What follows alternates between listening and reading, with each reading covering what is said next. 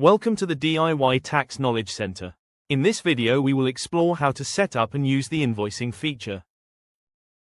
To access the invoicing feature, we must go to the My Business screen. Then we need to select this method of record keeping. To do this, we should click on the settings icon for the business that we wish to raise invoices for. Customers should use this feature to update the name and address of each business. Click on the Next button. To use the invoicing feature, customers should select the second option, to create invoices and track expenses. Once configured, the user interface will change slightly. A new invoice setting button will appear. Customers should use this to configure the invoice settings.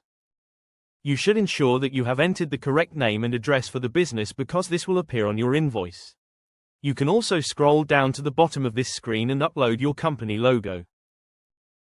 On the next tab, customers can configure the invoice number format. Like a document, when you are creating an invoice, it is in draft format until it has been finalized. Customers can elect to have an invoice prefix and can also elect to start the invoice numbering at any given number. You should also update your terms and conditions. There is also a notes field. Both of these will appear as the default values when you create an invoice, but customers can change this text on each individual invoice.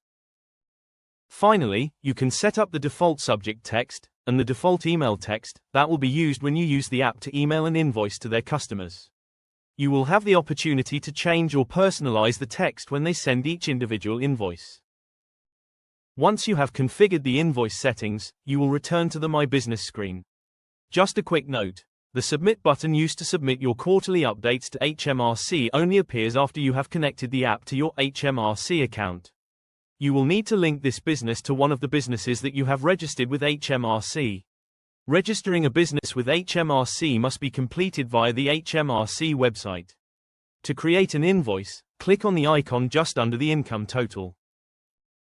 This will take you to the invoice screen where you can filter, view, edit and add invoices.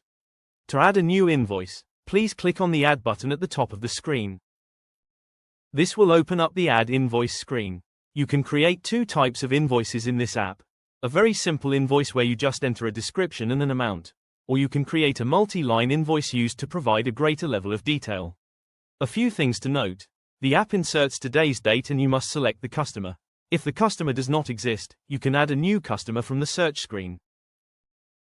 If you scroll down the screen, you can see the terms and notes that you updated in the invoice settings automatically appear. You can now edit these and make them specific to this invoice. Click Save to save a draft copy of the invoice.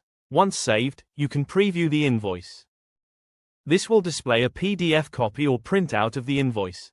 Note that it displays your company name and address and the logo that you upload when you configured the invoice settings.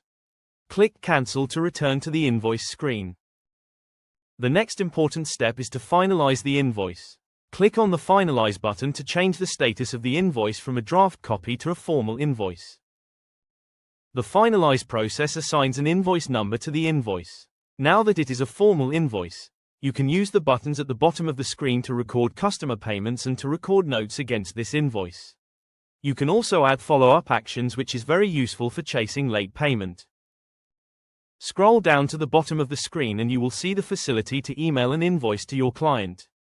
You can always view a PDF copy of the invoice at any time. It is important to note that you can edit an invoice provided it has not been locked. If you change an invoice, use the buttons at the bottom of the screen to create a new copy of the invoice. Click on the Documents button at the bottom of the screen to view each copy of the invoice. If you need to provide a more detail on the invoice, click on the Detailed Line Items button. Click on the Add button at the top of the screen to enter a line item. Enter the details for each line item on this screen. Once you have completed this task, click on the Back button to return to the main invoice screen. The app detects that you have entered line items and displays a small counter on the Detailed Line Items button to indicate this. It is also worth noting that you cannot edit the invoice totals on this screen because they are derived from the line items you entered. I hope that this video tutorial has helped to explain everything you need to know about using the invoicing feature. Thank you for your patience and thank you for watching.